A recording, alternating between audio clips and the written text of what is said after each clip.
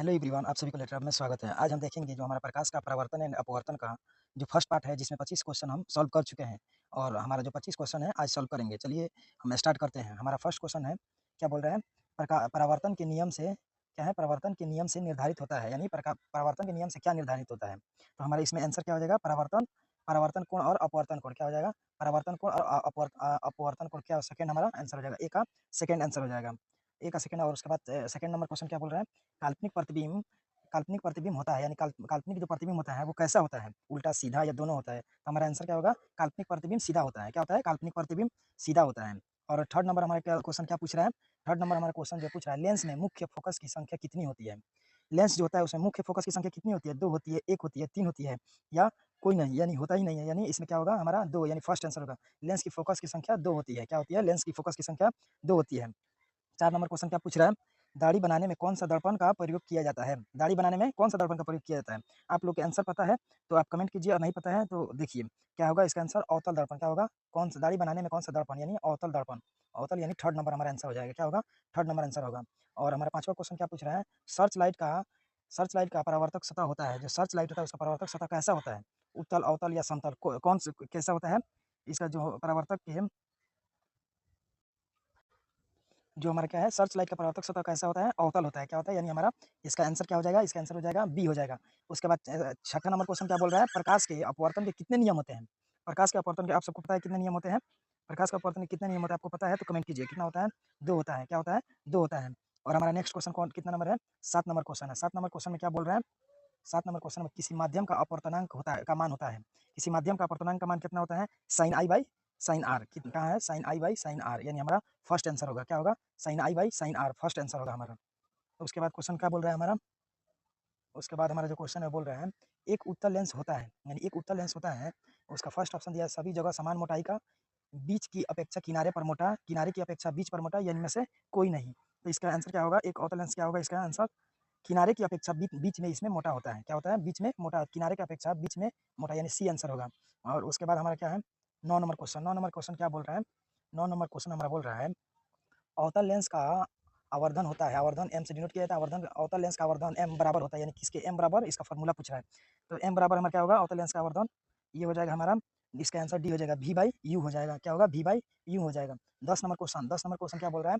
गोलीय, जो 10 नंबर हमारा क्वेश्चन है, गोलीय दर्पण में फोकसांतर एवं वक्रता त्रिज्या के बीच का संबंध कितना होता है? इसमें इसका आंसर कितना होता है?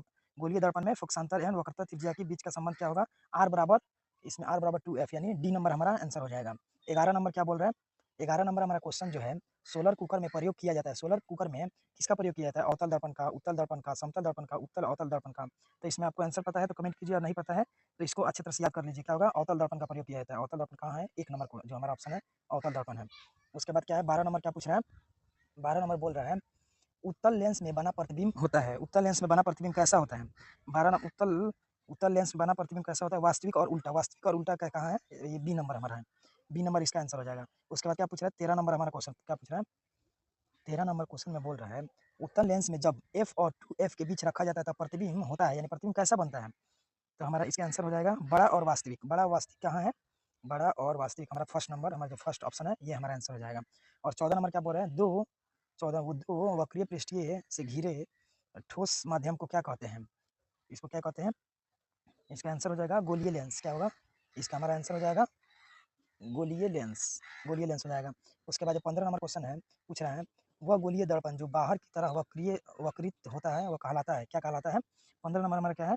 वह गोलीय दर्पण जो बाहर की तरह वक्रित वो क्या कहलाता है? तो वह उत्तल दर्पण कहलाता है। क्या कहलाता है? उत्तल दर्पण, यानी सी नंबर क्वेश्चन हमारा होगा। उसके बाद 16 नंबर क्या पूछ रहा है? 16 नंबर हमारा जो क्वेश्चन है वो, गोलीय दर्पण के जो गोलीय दर्पण पृष्ठीय केंद्र के दर्पण को क्या कहा जाता है? जो हमारा 16 नंबर गोलीय दर्पण के परावरस्ट जो है परावरस्ट पृष्ठ के केंद्र के को दर्पण को क्या कहा जाता है? तो हमारा आंसर हो जाएगा ध्रुव को कहा जाते हैं। क्या कहते हैं? ध्रुव को हम कहते हैं। उसके बाद 17 नंबर, किसी लेंस द्वारा उत्पन्न आवर्धन का एसआई मात्रक क्या होता है? किसी लेंस द्वारा उत्पन्न आवर्धन का एसआई मात्रक पूछ रहा है। तो इसका आंसर क्या हो जाएगा? इसका आंसर होगा मात्रक विहीन होता है, इसका कोई मात्रक नहीं होता है। क्या होता है? इसका कोई भी मात्रक नहीं होता है। उसके बाद 18 नंबर क्या पूछ रहा है क्वेश्चन हमारा? लेंस के केंद्रीय बिंदु को कहते हैं, लेंस के जो केंद्रीय बिंदु होता है उसको क्या कहते हैं? लेंस के केंद्रीय बिंदु को प्रकाशित केंद्र कहते हैं। ये आप सबको याद भी होगा, क्या है? प्रकाशित केंद्र कहते हैं। ये हमारा पीछे प्रीवियस ईयर क्वेश्चन भी है। उसके बाद जो 19 नंबर क्वेश्चन है, किसी शब्दकोश में पाए गए छोटे अक्षरों को पढ़ते समय आप इनमें से कौन-सा लेना पसंद करेंगे? कौन-सा लेंस? यानी ये बड़े देखने के लिए हम कौन-सा लेंस लेंगे?